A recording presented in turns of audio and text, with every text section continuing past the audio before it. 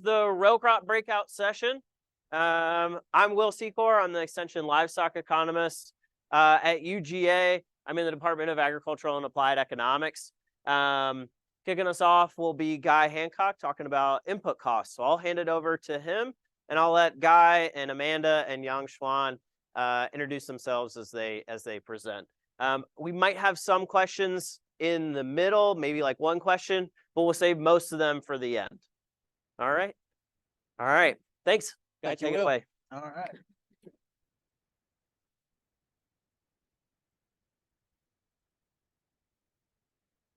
Welcome to the 2024 Georgia Ag Forecast Row Crop Breakout Session. My name is Guy Hancock. I'm the Agricultural Data Scientist here in the Department of Agriculture and Applied Economics in Tifton, Georgia, here on the Tifton campus. A little bit about, presentations today. Dr. Serena Liu, she'll be presenting after me, and then it's Amanda Smith following her. It's a little bit about what I'll be talking about today. Beyond the immediate view of COVID. So we moved on from the COVID era for the most part. So thankfully not talking a lot about that.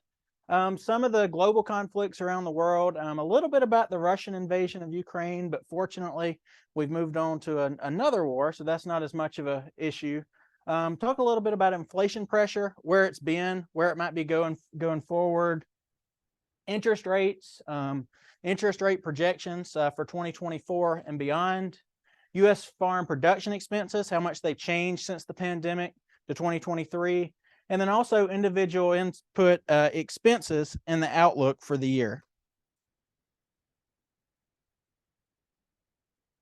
So as I've mentioned, we're fortunate that the pandemic era is not going to dominate the conversation today. There will be some topics that tie back to COVID, but it's not going to be the primary topic of conversation.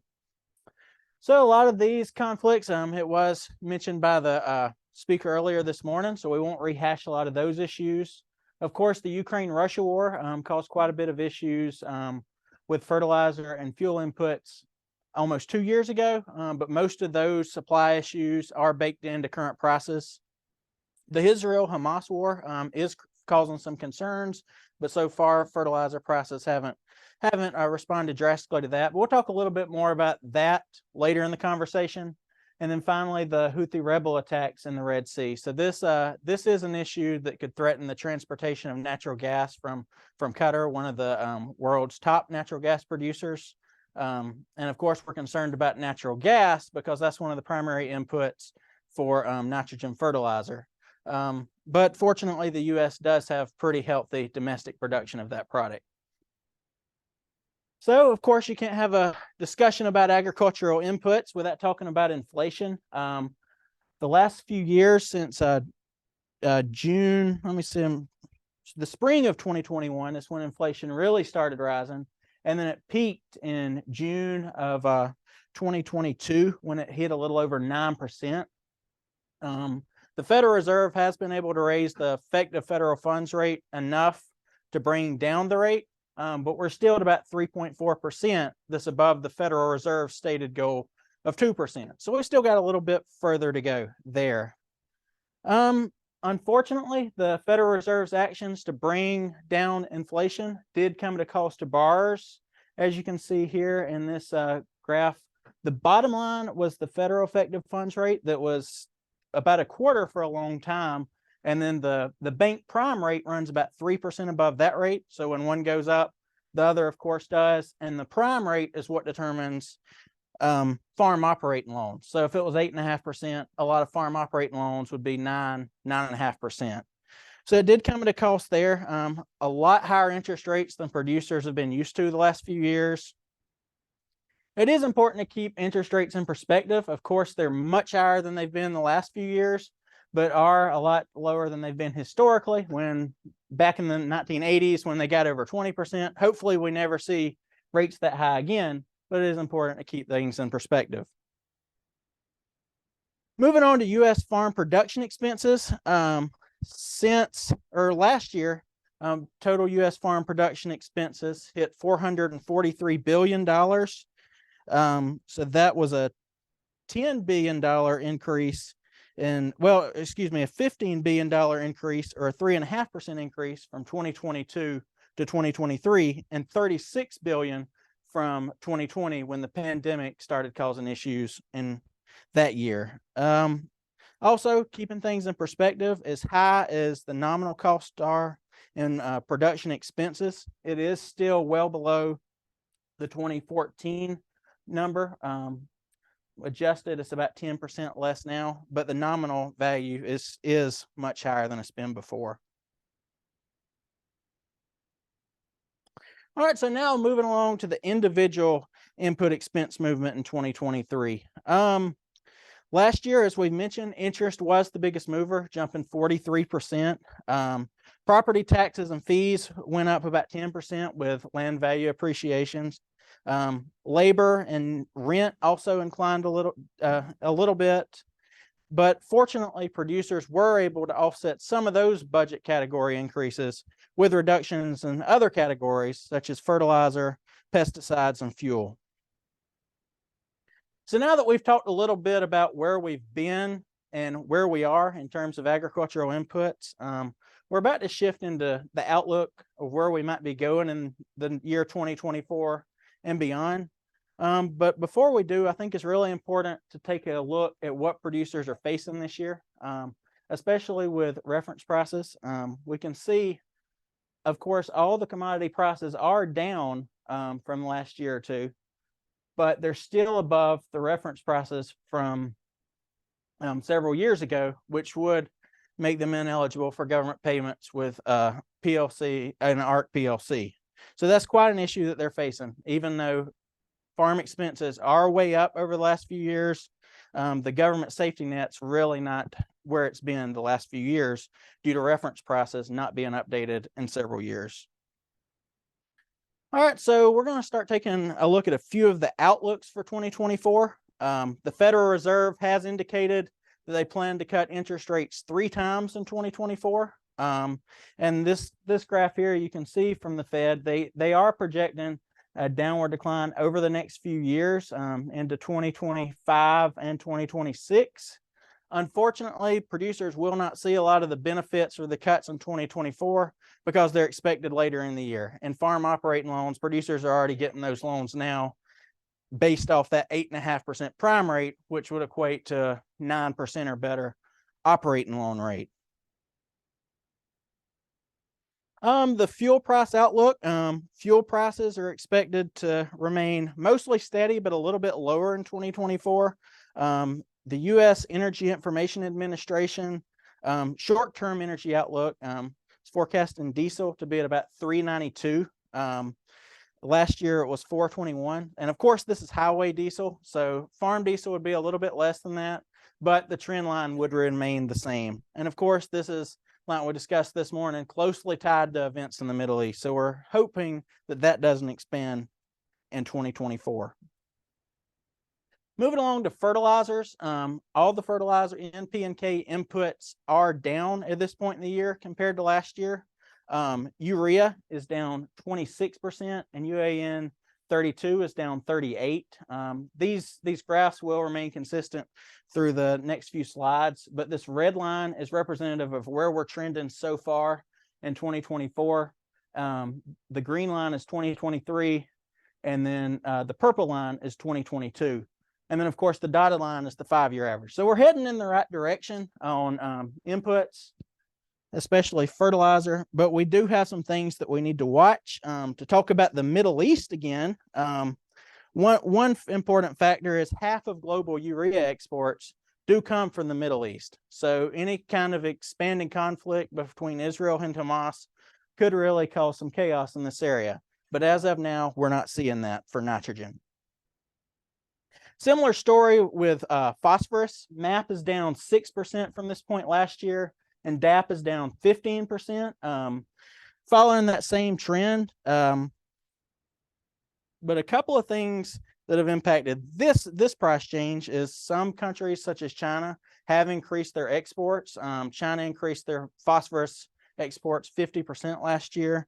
And then also is import duties imported from Morocco and Russia.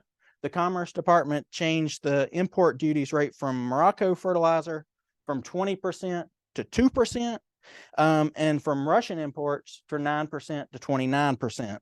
So although this is good news for phosphorus consumers, a final decision from the Commerce Department is expected later this year, so there could be some movement when that happens. Following the trend, potash, similar situation. It's down 29% from this point last year. The Russian-Ukraine war a couple of years ago majorly impacted potash prices due to Belarus and a couple of other countries in the region being major producers of the project.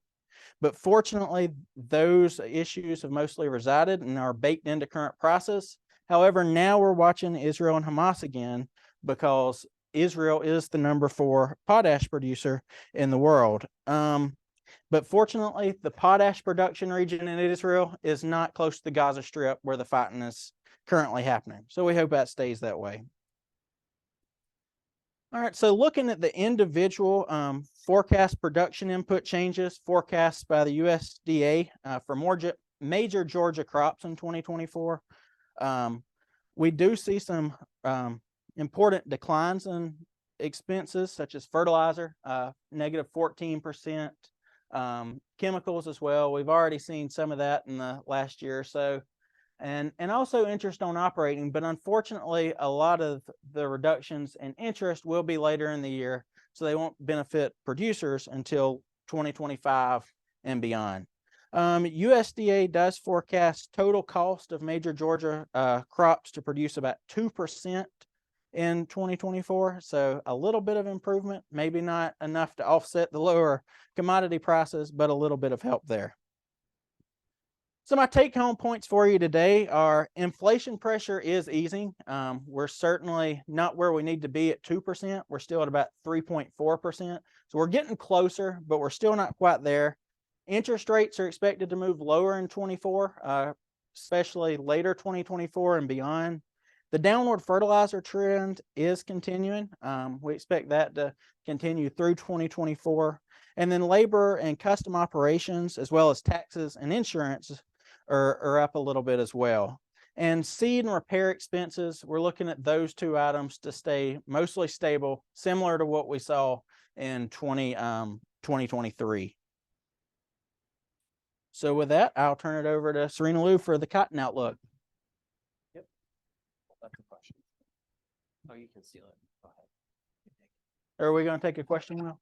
Yeah, I think we can. Okay. I think we have time.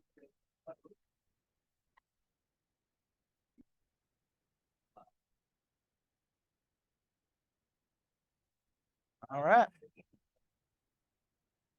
There you go. Thank you.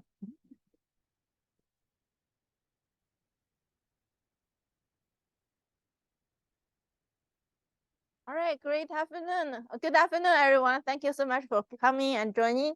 I'm Yang-Xuan Liu. I'm an associate professor and also extension economist with University of Georgia.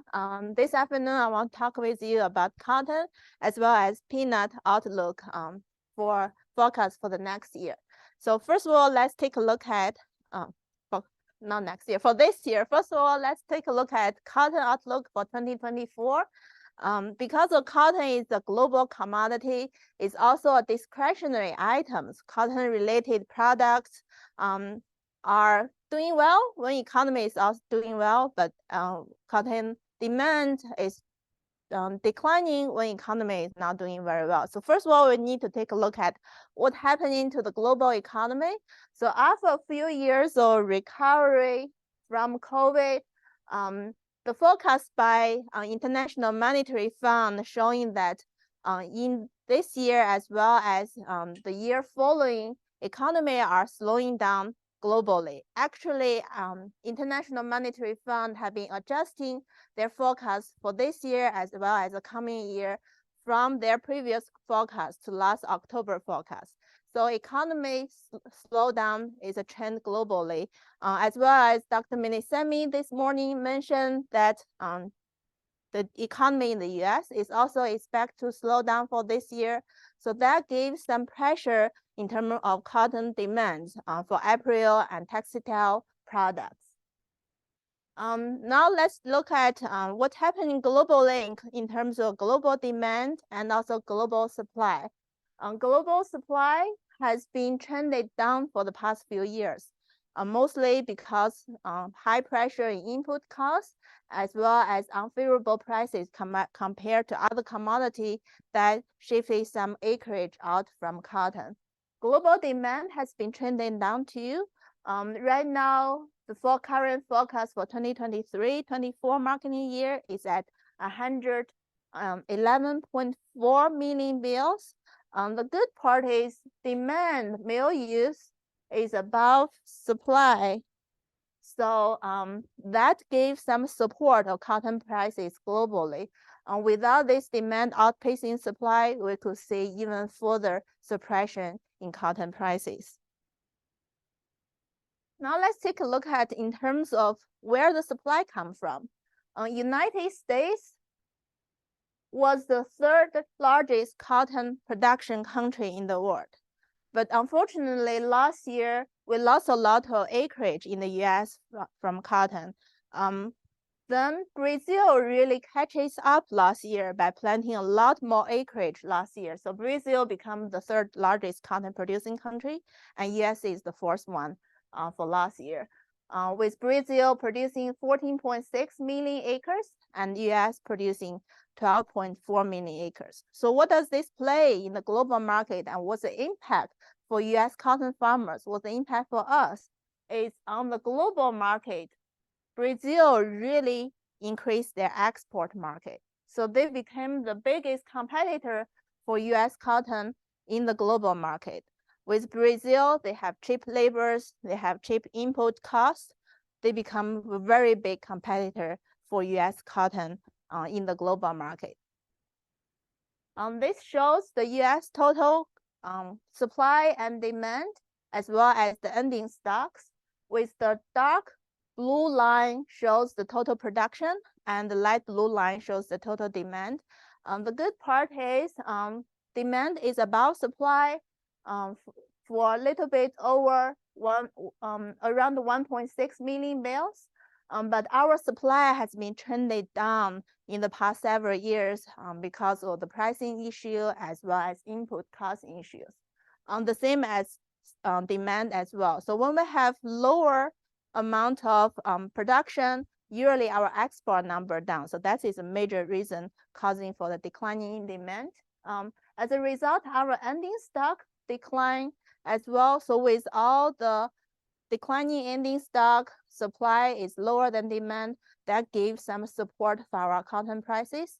As some producers might notice, there's a jump in cotton prices recently in January.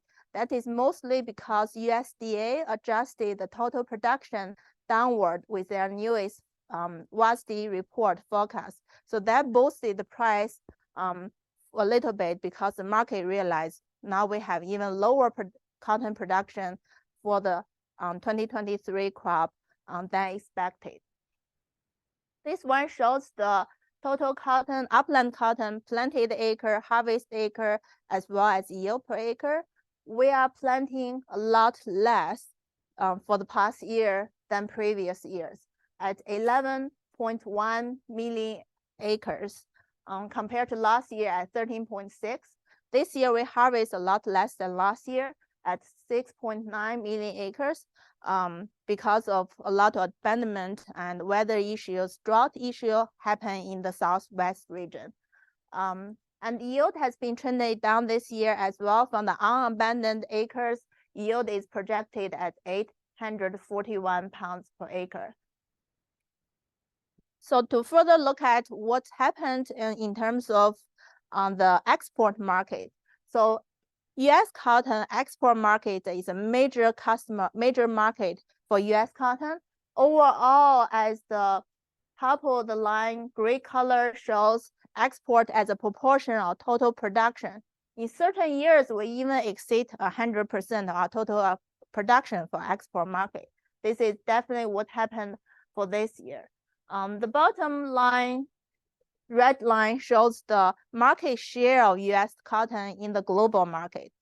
Historically, the highest 2 years at 2016, 2017 were almost 40% of global market share.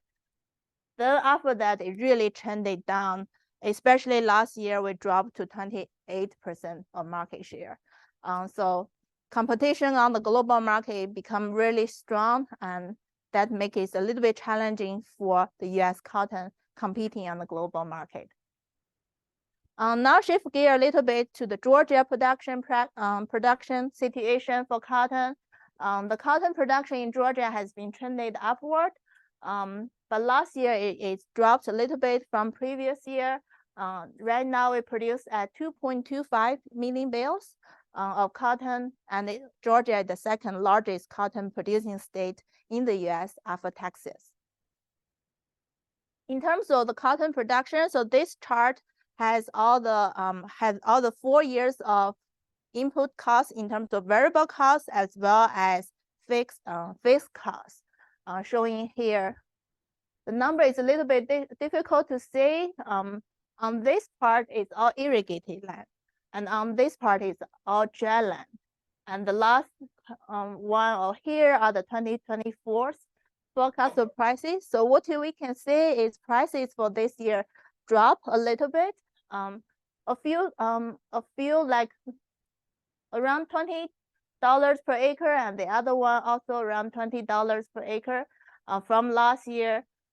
That is some good news for cotton producers that can alleviate some of the pressure in terms of production. But compared to 2021, this year's input costs are still significantly higher than 2021.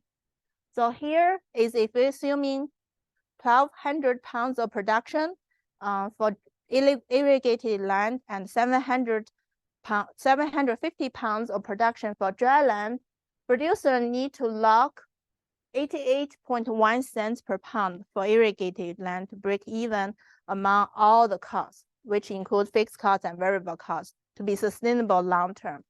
And for irrigated land, producers need to lock in over $1 to be sustainable for long term. And the variable cost is 55.5 for irrigated land, and then 71.2 for dry land production.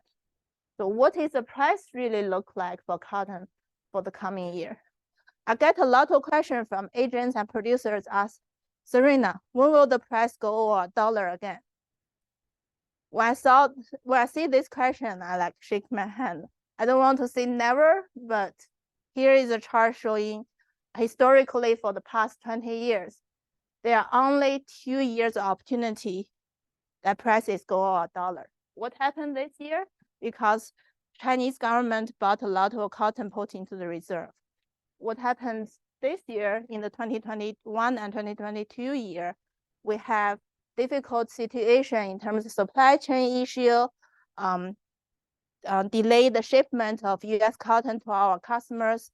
We have labor issues in the classing office. We have labor issues in the ginning office. That is just difficult to move cotton around. And then that created a short period of time of shortage of cotton. Even though we have large production, it's just difficult to ship it to the customer. So that caused the over $1 cotton. Then all the other years is all below $1. So what is happening for the price for the 2024 crop? This is the price I quoted from barchart.com yesterday. For the current years, for the old crop, it ranges from 85 to 87 cents per pound. And for the new year's crop, for the 2024 crop, the price are expected to get lower. The current future price ranges from 80 cents per pound to 82 cents per pound. Now let's shift gear a little bit for peanut outlook. I started to cover peanut economics beginning of this year, and thanks for a lot of colleagues, Amanda here, and also other colleagues from in the US. They provided a lot of input and also some of the slides for this presentation. So you'll see some of the names listed over here. Now let's take a look at in terms of US peanut supply and demand. So for US peanut supply, this year supply is below demand. That gives some support for the US peanut prices, as well as inflation happened in the past several years that really boosted a lot of food prices up. So that's the reason why we see farm gate price for peanut farmers has been trending up for the past several years. Oh, sorry. Because of the supply is below demand, our ending stock also drops a little bit. There were some discussion several years ago about large carryover of peanut, and that is not what's happening right now. Right now, our ending stock is trending down because our demand is oversupply. So if we take a look at 2017, there was really a large year that with higher peanut production and higher carryover that gives some pressure for peanut prices, but that's not the case happening right now. And supply and demand reaches a level that is relatively stable for peanut production for US overall. Now let's look at peanut planted acre yield instead of cotton. Forget to update there. So overall peanut production planted acre has been stable. Last year is planted 1.6 million acres, higher than the past 3 years, and a little bit above the 10-year average. The yield for last year is 373,742 pounds per acre. It's trended down a little bit for the past 2 years, but relatively still above the 10-year average too. To further look at the supply where peanut is getting planted, Georgia by far is the largest state planting peanut, followed by Texas, and then Alabama and Florida are the region for peanut production. Now let's further take a look at the demand side where the peanut get consumed. Food use has been the largest proportion, as shown in the bottom in terms of peanut demand. And the food use has been trended upward for the past several years. The question is whether the food use will continue trending upward, whether there's new consumer demand for that. That is still a question in there. Crush use and export has been relatively stable. The seed residual, shrink residual has been stable for the past several years as well.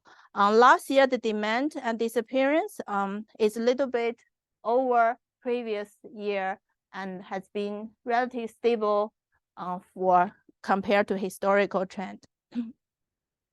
To further take a look at in terms of food use, by separating into different sections, peanut candy, peanut snacks, peanut butter, and other edible products, and in shell, by far peanut butter is the highest value in terms of disappearance for peanut for food use, and it has been trended upward for there, but the pace of trending upward has been slowing down. So really take a look at alternative market for peanut in terms of uses and marketing to see where the other additional market opportunity consists, so that we can drive the demand for peanut up a little bit more. Compared to 2023 to 2022, peanut butter has been rising 5%, but peanut candy and peanut snacks has been both trended down. One is down for 10%, another down for 6%. This shows the total peanut production in Georgia in terms of the total billion pounds produced here. Peanut production in Georgia has been trended upward with 3.1 billion pounds produced last year and 2.9 billion pounds produced in 2022. So now let's take a look at the peanut cost in production for 2024. Again, these 4 bars are irrigated land and that are dry land. The last year is 2024. The same story for peanut as for cotton. The production cost trended down for 2024, dropped a little bit. But if we compare 2024 to 2021, the cost is still significantly higher than 3 3 years ago. So if we took a look at peanut, assuming 2.33 tons per acre for irrigated land and 1.7 tons per acre for dry land, to break even above total cost, including variable costs and fixed costs, peanut producers have to lock the price of 489 cents per ton for irrigated land and then 526 per ton for dry land. And then break-even price for variable costs, which covers planting, growing, harvesting, and all the fuel costs. Peanut producers have to lock 330 cents per ton, and then for irrigated land at 392 cents per ton for dry land. But to be able to sustainable continue farming peanut, what producers really need to look at are the total cost break-even price. So what the prices are trending for next year or for this year's crop. The peanut prices has been trended upward mostly because of inflation increased the price for food items, and for this year's 2023 and 2024 crop is expected to increase to 550 dollar per ton. So that is one good favorable part is peanut farmer were able to cover all their variable costs and fixed costs for the current crop. So that's what I want to talk about with you about cotton and peanut outlook. And now let's shift gear to Amanda, my colleague Amanda. She will talk with you about corn update and soybean update.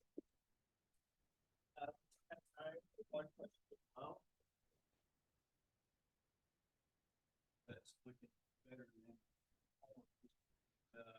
we anticipate the acreage. Do you mean that cotton or corn? Yeah. So peanut acres. Oh, the question is with peanut economics profitability looking a lot better than cotton profitability, will we expect a higher acreage for peanut? Yes, because favorable economic conditions, if producers gonna make more profit planting one crop than another crop, so producer definitely will planting the more favorable crop. But it need to be taking consideration about the rotation as well. You cannot planting the same crop like peanut every year. That will cause some disease and pest pressures. So rotation is also important, but overall peanut acre I expect it going up in Georgia.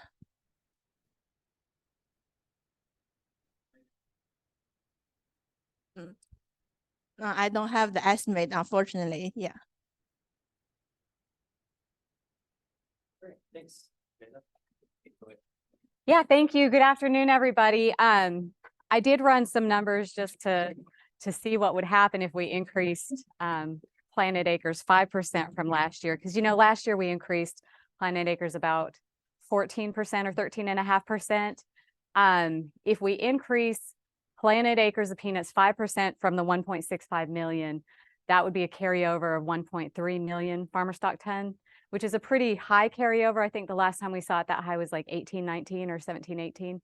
So that would certainly mean lower prices towards harvest time. To have a carryover similar to what we had this year, no change would be ideal, or even to cut back 5%. So it'll be interesting because the economics are showing more potential for peanuts, especially over cotton. I'm going to talk to you guys about corn and soybeans today, and hopefully have time to look at the crop comparison tool to just show you what some of those cost scenarios look like. So first we'll talk about corn, and the story for corn is up. Really, that's kind of the takeaway. We had more planted acres in the US and Georgia, and also yields were up, and so production is expected to be up as well. For Georgia, so I'm going to talk a lot about the US and the world because Georgia's a small player, and I was trying to think, how can I put this in terms that is easy for my brain to grasp? So if you're talking about a $100 bill, $95 is US planted acres and $5 would be Georgia. So Yeah, $95 has a bigger impact than $5. I mean, it matters for those that grow corn here, obviously. U.S. yield is looking at record production, 177.3 bushel per acre. Georgia down just a little bit, but really no change from last year, 174 bushel per acre. But with the record yield and those higher planted acres, we're looking at a potential U.S. record production of 15.3 billion bushels of corn. So certainly a large amount of corn. And I think Gopi mentioned that at the beginning of his presentation earlier this morning. All right, so just to look at what we've done in Georgia, we did increase planted acres, about 70,000 acres from last year. Harvested acres are projected to be up as well. And yields, like I mentioned a little bit earlier, really kind of level from the previous year.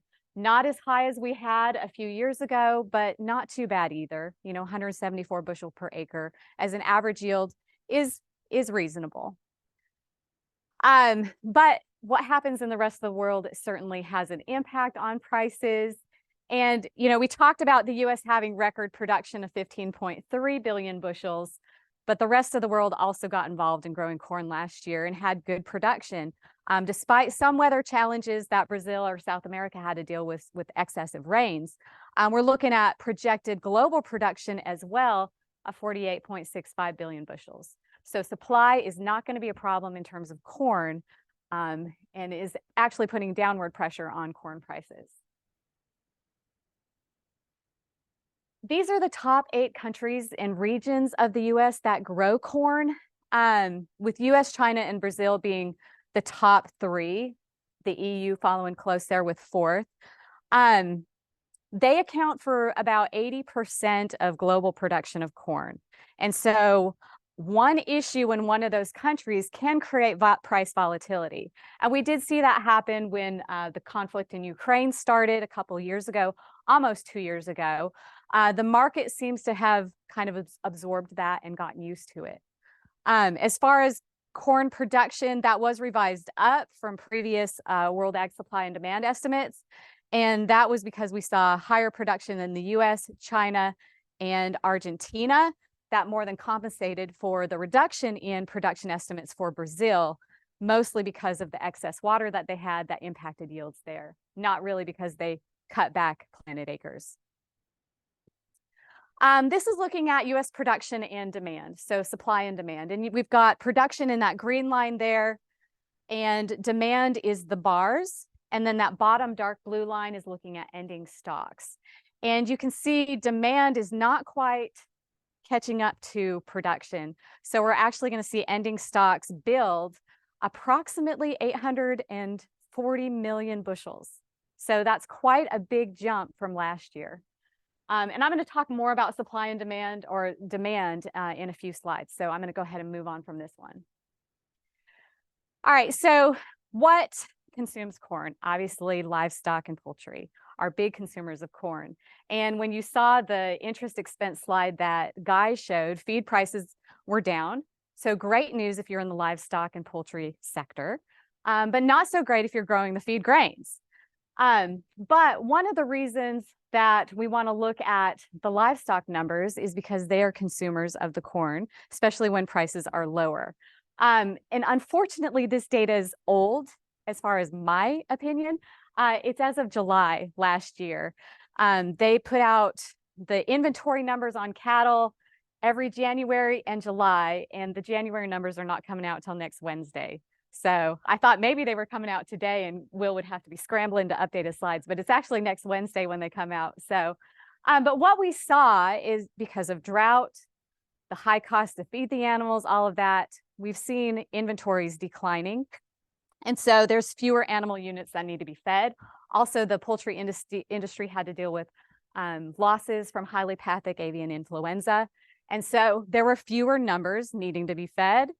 And the cost of corn was high a couple years ago, so it didn't make sense. Also, another big consumer of corn is ethanol. It's about the same. Over 5 billion bushels is used for feed. Over 5 billion bushels is used for ethanol. And this is looking at a seasonal index, or a seasonal average of ethanol fuel ending stocks. And we tend to see buildup of stocks in the winter time, like January, January through about April, and then stocks tend to go down during the warmer seasons of the month when more people are on the road traveling. But we're certainly watching ending stocks to see, there's a lot of news about electric vehicles and the push for more electric vehicles. So will that mean that we don't need as much ethanol and fewer corn used to make ethanol? Exports are another big market for our corn. And the blue line is the US, the red line is Brazil. And this is basically the percent of the global export market. So basically market share. And the US led market share in terms of the global export market for many, many years until 22, 23, when Brazil passed us. And my laser's a little bit slow there, so I apologize about that. So 22, 23, Brazil actually exceeded and took a larger share of the global market. And that was because they created a really strong relationship with China, and they had plenty of corn to provide.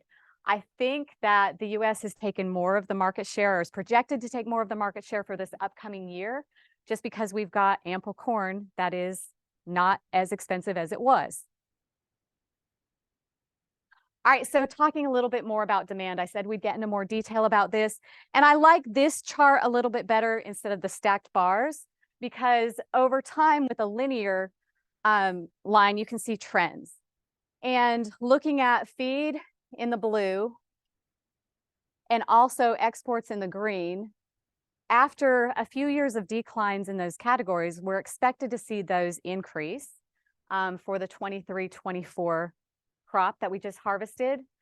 Fuel staying relatively stable. It is expected up a little bit from the 22-23 crop. Food, seed, and industrial expected level. It has increased over the past decade, but that's really based on population growth. So we don't see a lot of big change in that category. And even with the increases that we're seeing in feed, ethanol use, and also exports, we still have that really high build and ending stocks, almost 840 million bushels, which is a lot. So that takes us to the next slide, looking at the ending stocks to use ratio. And this is always a good indicator of what prices may be for next year, for the 23-24 crop that we've just harvested, and in through the next year. So we're looking at ending stocks over 10% for the first time in 4 years. And so the projection for that is for prices to be down to $4.80 per bushel for this next year.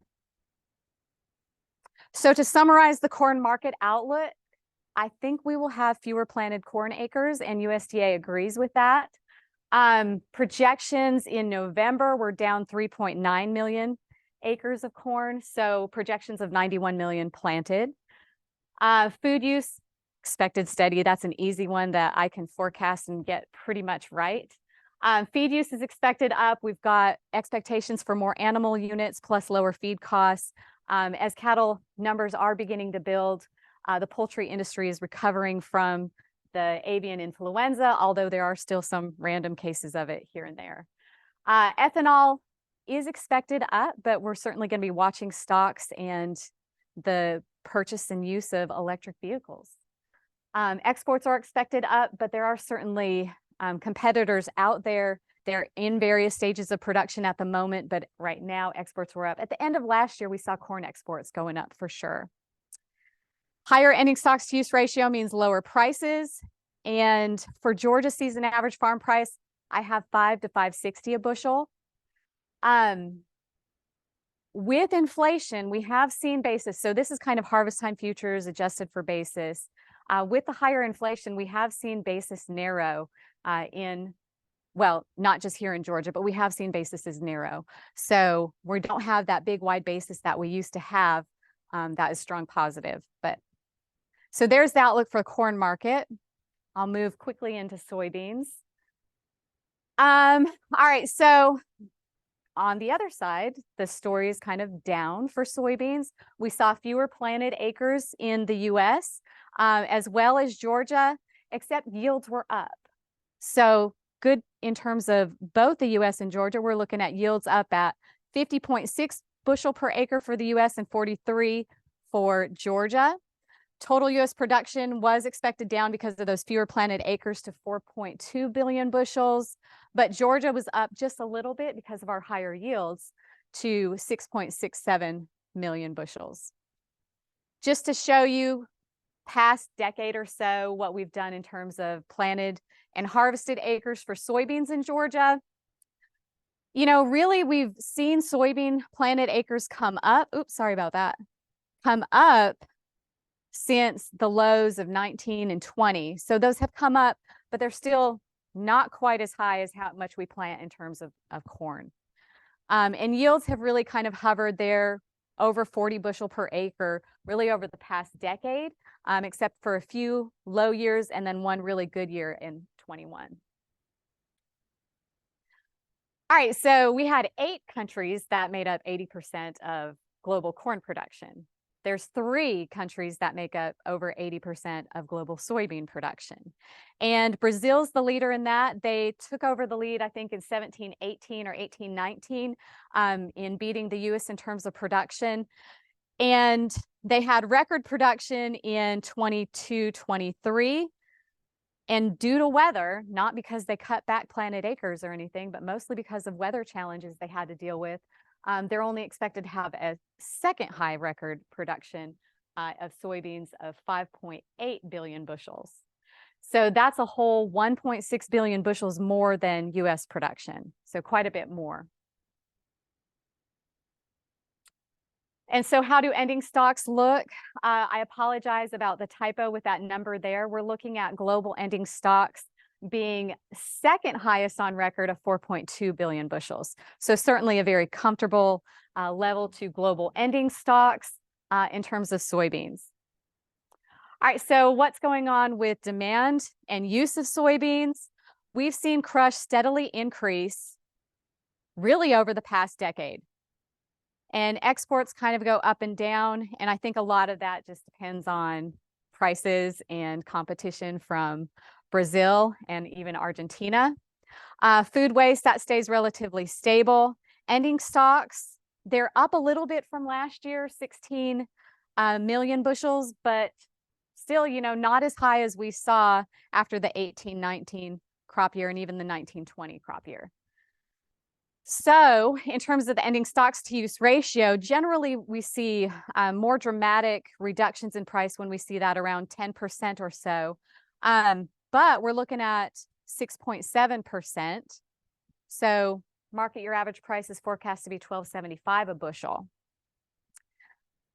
right, so what should growers plant? Because soybean and corn, they tend to compete for acres. And so this is kind of a cool price ratio, looking at market year average prices. And when we see price or the ratio above 2.55, it tends to favor soybeans over corn. And when it's below 2.35, it favors corn over soybeans. And so last year, apparently everyone had this calculation. They planted more corn. This year, it looks like it's leaning towards more soybean acres. All right, so projections are for more planted acres of soybeans in 2024.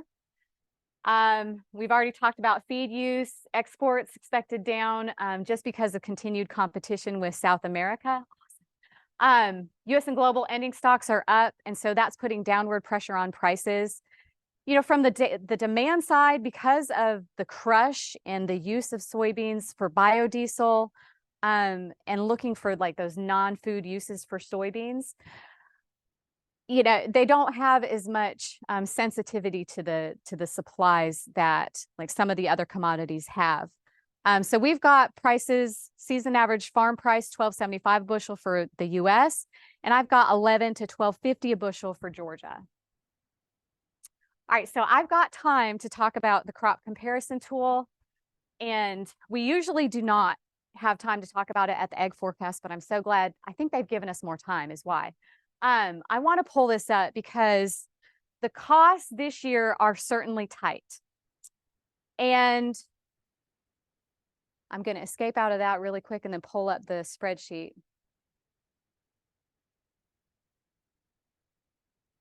And I don't remember if Guy showed a slide on land rents, but the USDA National Ag Statistics Service showed that land rents went up $13 per acre for irrigated cropland in 23 compared to 2022. And the state average cash rent for irrigated cropland is $234 per acre. Dry land is $75 per acre. And some of you are looking at me like, that's not real. And so you have to keep in mind, this is a state average. There's a lot of variation across the state. And so the South may be paying higher than that. And Northern Georgia may be paying lower than that. So I'm cruising, and this is going back to corn and soybeans. I'm cruising down the road, listening to a podcast, and some of my colleagues in Ag Econ out of Illinois are saying, well, corn and soybean farmers in our area are going to lose $160 per acre. My jaw drops. I'm like, if they can't make it work in the Midwest, we are in trouble. And then they said on rented land, and I was like, oh, that's why. So I want to show you this. This crop comparison tool is available for everyone to download. If you Google UGA crop budgets, you can find it there. And it's based on the enterprise budgets. It's estimates of costs. The prices that we have in there are harvest time futures adjusted for basis, except for peanuts, because I haven't really heard any definitive peanut contracts out for the 24 crop yet. So that one, I just picked $5.25 a ton on 50% of production, $500 a ton on the remainder, which would be like harvest time prices. So, and that may happen, but we'll really have to kind of wait and see what happens in terms of peanut contract prices. But I'm going to plug in the state average value for land rent from the USDA National Ag Statistics Service. The break-even prices that Dr. Liu showed you are all really good, but they don't include land rent. So, you know, take that state average value for what it's worth. Maybe it ends up being the weighted average of what you as a producer own versus rent, that $234 an acre for irrigated, and $75 for dry land. But if you're paying that, what we want to look at is this yellow row that says return above variable cost, because the variable costs are what you want to cover. You want to cover what you can plant, grow, harvest, and market, what it takes to cover that. So looking at that return above variable cost, which one are you going to plant? Adjust the yields to be reflective of what you grow in your county or what you've historically grown on your farm, so you have an idea of what is realistic there. But looky here, we've got break even for cotton, 80 cents a pound, $4.50 a ton for peanuts, $5.22 a bushel for corn, $10.11 a bushel for soybeans on irrigated. Non-irrigated, 88 cent cotton, and that's at the yields that we have there. 437 ton peanut, 570 a bushel corn, and 1245 a bushel soybeans. So you may have a different decision on your dry land versus your irrigated acres.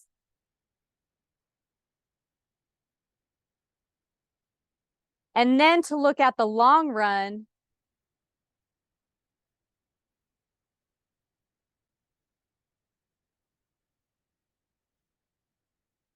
covering your ownership costs, which these are not, those ownership costs are depreciation, wear and tear on equipment, returns to land, all of that. So it's not like a principal payment that you have. So break-even prices or yields, we're looking at over $1 cotton, 610. Well, actually, let me change something real quick. If you're renting your acres, you're probably not paying the ownership costs on the pivot. So let me take that out.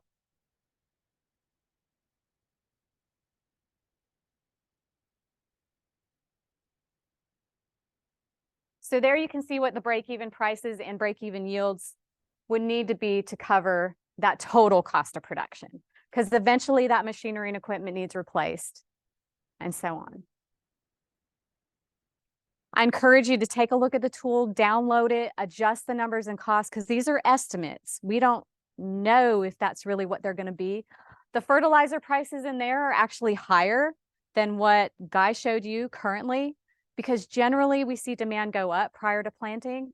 So if you're able to buy inputs ahead, you can plug in that lower price and get a better idea of what that cost of production is, because margins are going to be tight. Any questions, comments?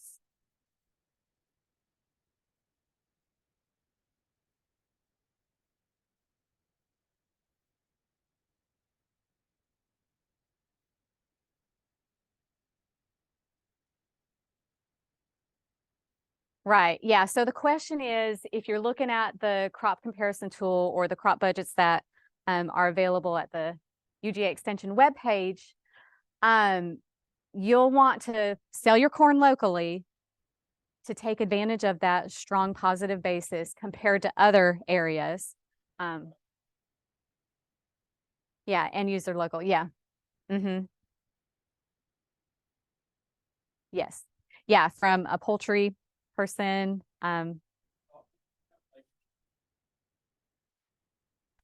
60 to, it used to be like 80 cents.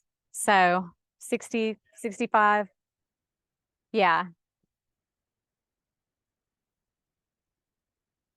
it does. It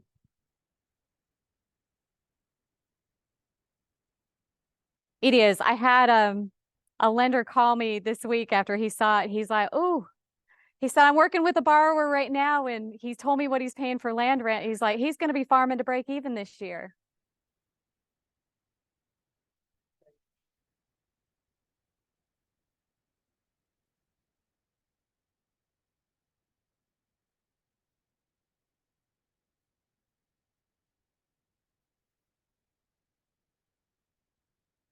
It does. It does. We've certainly heard much higher quotes in irrigated land rents, over $300, non-irrigated over $125 per acre. So, and that's one reason that we encourage individual producers and users of the tool to plug in their own numbers, so they have a good idea of what those costs are. Any other questions or comments? It is 2:15 or just past, but after I'm fired, I'm not in the firing line.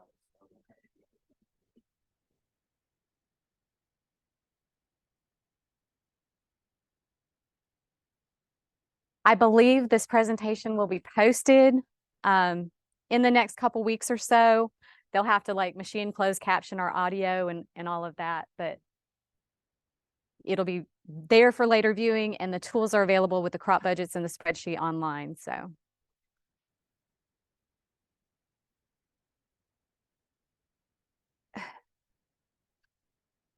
Oh, like the livestock inventory numbers, or? I don't know. That's a question for Will, if he's going to update the cattle on feed numbers. I don't know if I will in my presentation.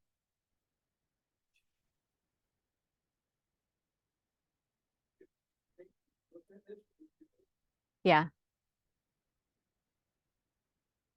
I could try to update that slide.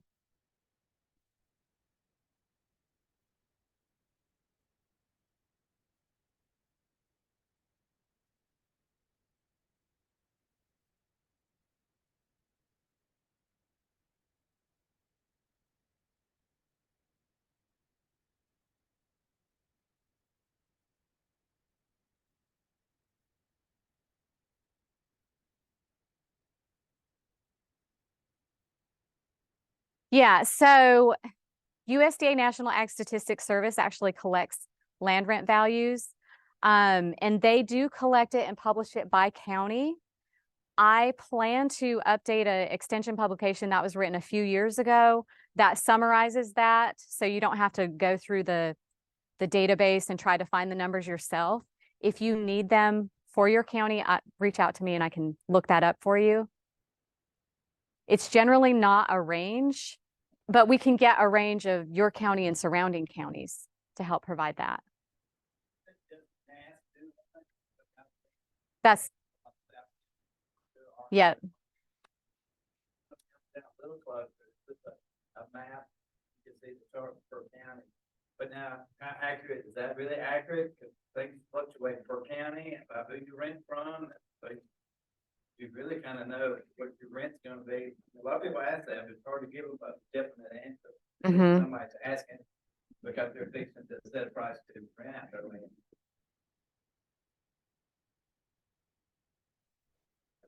Those slides, Right. And there's a really great website written by extension people. So in lay terms that I can understand, that has fill in the blank lease agreements for like flexible lease arrangements. So in a time like this, I guess we're not showing the numbers right now, but when margins are really tight, entering into an agreement with the landowner and saying, hey, I'm not making any money. So can we come down in this particular year? aglease101.org. I don't know if I said that, but aglease101.org is that website.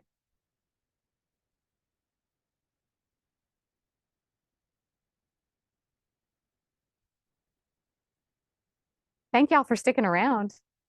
We've still got one really great session next talking about the livestock and poultry side. So when do you start for that? Yeah, that'll start at 3:30. So we have about or 2:30. That'll take about a 10-minute break. Not So 9 minutes.